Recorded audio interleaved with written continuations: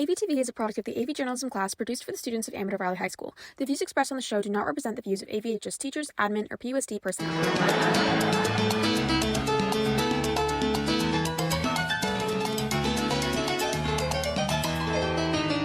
Good morning, Dons. Hope you are having a great day. Today is Thursday, March 2nd. I'm Emerson. And I'm Ratika. We are AVtv hosts for the 26th show of the 2022 to 2023 school year. We have so many important announcements and segments for you today, so let's get started. We have a couple of scheduling changes coming up, including tomorrow being a minimum day. Next week is also a modified schedule due to CASP testing. For our first segment today, AVtv reporter Amy Sitter talked with our teachers to find out their favorite recipes. Let's check it out.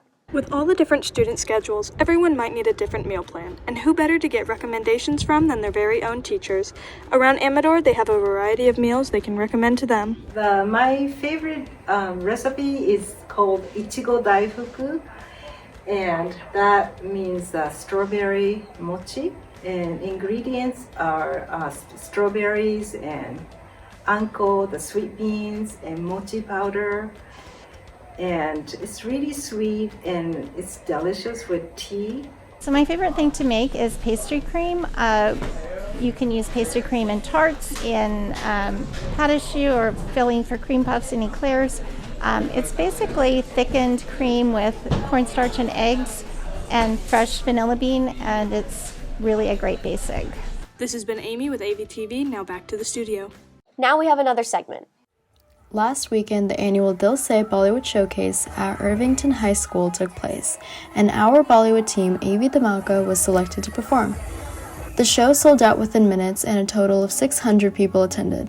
After weeks of preparation, the Bollywood team gave an outstanding performance. Being on stage there in front of an audience cheering you on is really exhilarating, and meeting all of these teams from other schools was really fun too, because you could bond with a bunch of new people. The AV Bollywood team is expected to perform shows like this in the following years, so make sure to come to the shows and show support. This has been Trisha Pandey, and now back to the studio. Now we have another announcement. Hey Dons, it's time for our annual basketball intramural, March Madness. We will be playing with a March Madness style bracket with single elimination. The tournament will take place during lunch in the large gym from Monday, March 6th to Friday, March 10th. Each team is allowed 4 members. There will be 3 members of each team on the court at one time, with the fourth teammate an alternate or sub. If a team fails to show up to their match, they forfeit the match.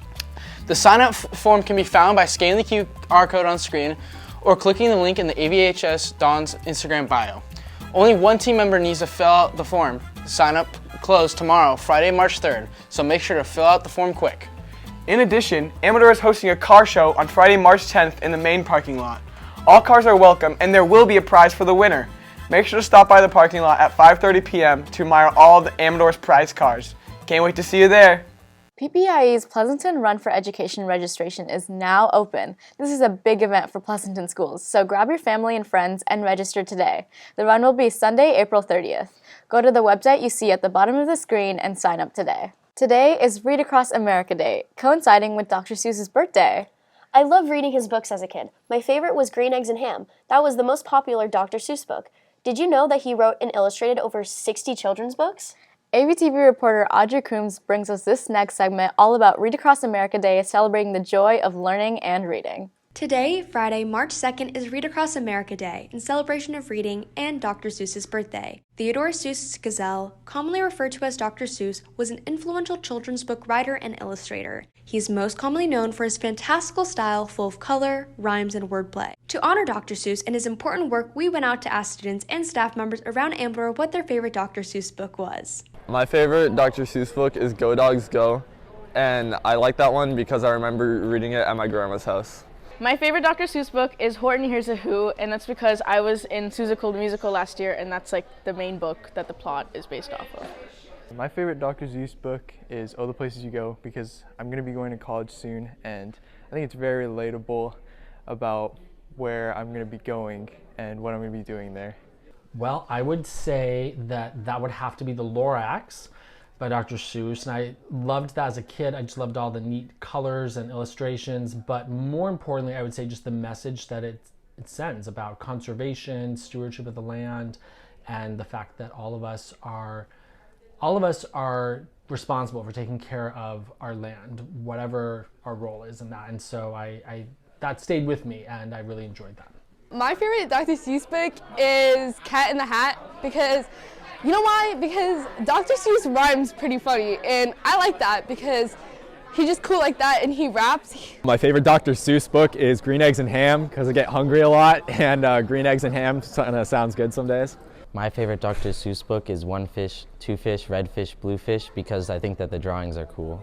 This has been Audrey Coombs with AVtv News. February is the wettest month of this year in California, as we've seen in this past week. This latest storm brought us a historic snowfall to the Bay Area, even leaving some flakes up on Pleasanton Ridge. The last time the Bay Area saw snow was in 2011. In Mount Diablo, California, less than 30 minutes from Pleasanton, there was a whopping 5 feet of snow.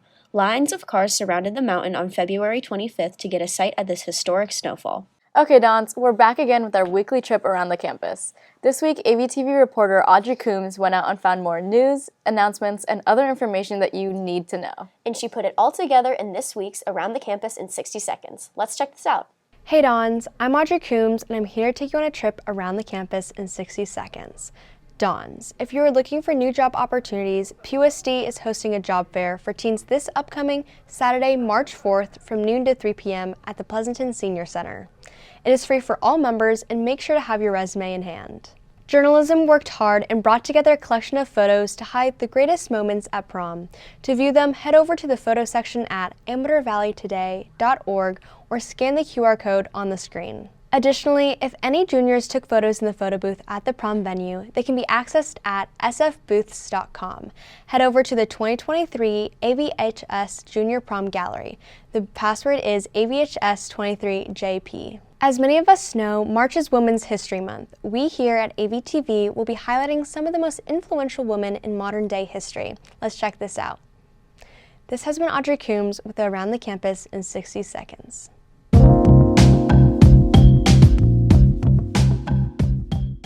Illinois Senator Tammy Duckworth is the first woman with a disability ever elected to Congress. She was also the first member of Congress who was born in Thailand, gave birth while in office, and she is the first Asian American woman to represent the state of Illinois in Congress. Senator Duckworth lost both of her legs following a helicopter attack in the Iraq War when she was serving as a U.S. Army helicopter pilot. She is a perfect example of courage, integrity, and bravery, and a woman who lives by the mantra of refusing to be silenced. Civil rights pioneer Sylvia Rivera was a gay liberation and transgender rights activist. Alongside her close friend Marsha P. Johnson, Rivera co-founded the Street Transvestite Action Revolutionaries, the renowned organization that provided aid and shelter for trans and queer youth living in New York City. In honor of Rivera's activism in the gay and trans community, the Sylvia Rivera Law Project was named in her honor, and SRLP continues to serve as an impactful resource to protect the rights of the LGBTQ+ community. Thanks to Mildred and Richard Loving, all Americans are now free to marry outside of their race.